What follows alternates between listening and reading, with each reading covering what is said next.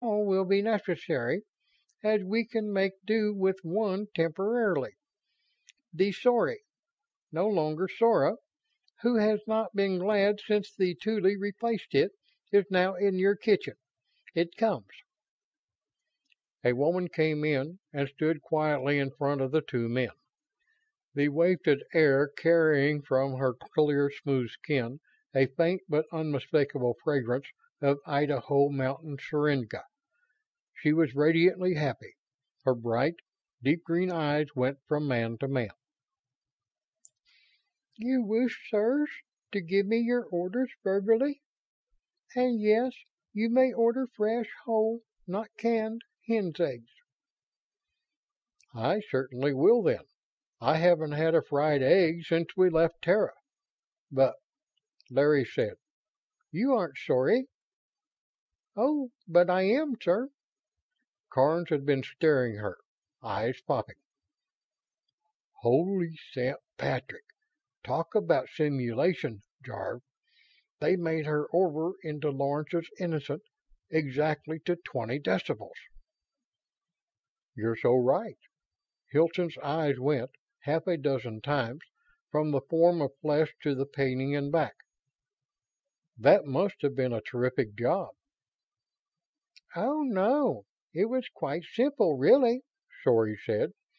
"Since the brain was not involved, I merely reddened my hair and lengthened it, made my eyes to be green, changed my face a little, pulled myself in a little around here." Her beautifully manicured hand swept the full circle of her waistline, then continued to demonstrate appropriately the rest of her speech. "And pushed me out a little up here, and tapered my legs a little more, made them a little larger and rounder here at my hips and thighs, and a little smaller toward and at my ankles.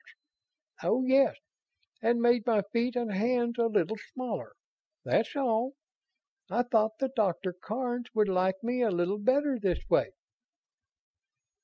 "You can broadcast that over the PA system at high noon." Carnes was still staring.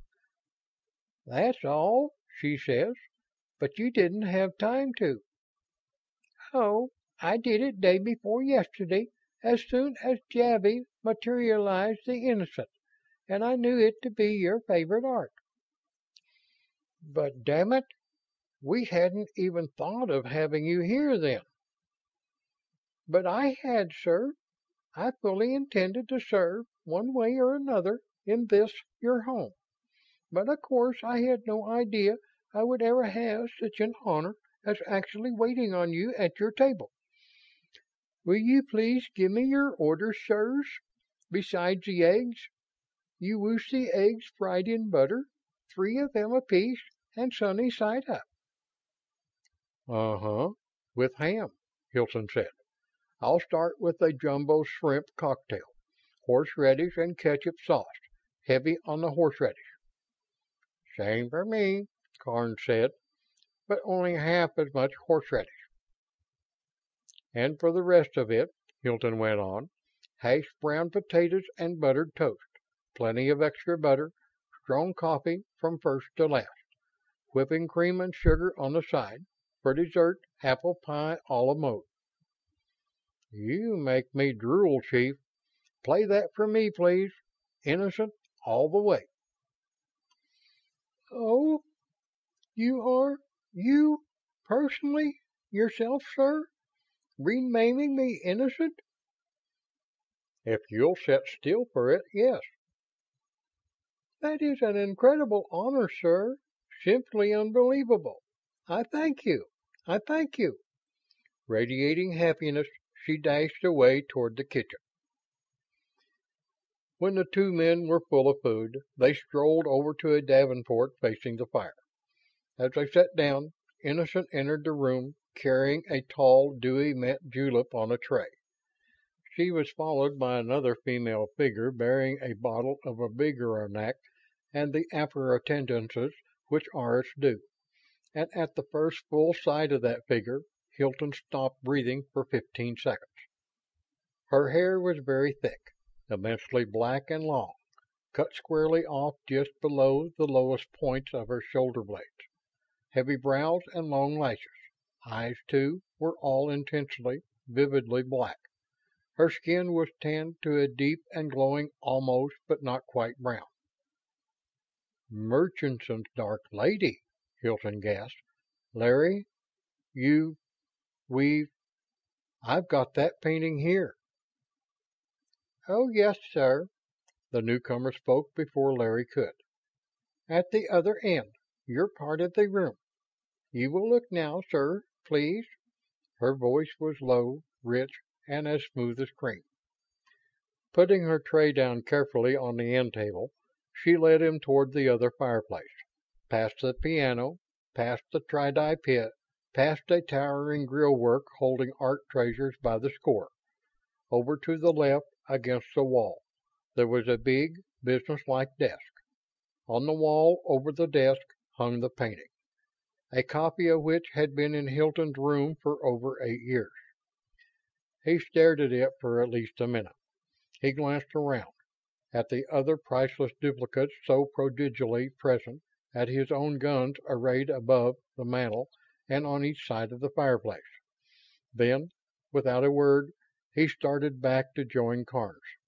She walked springily beside him. "What's your name, miss?"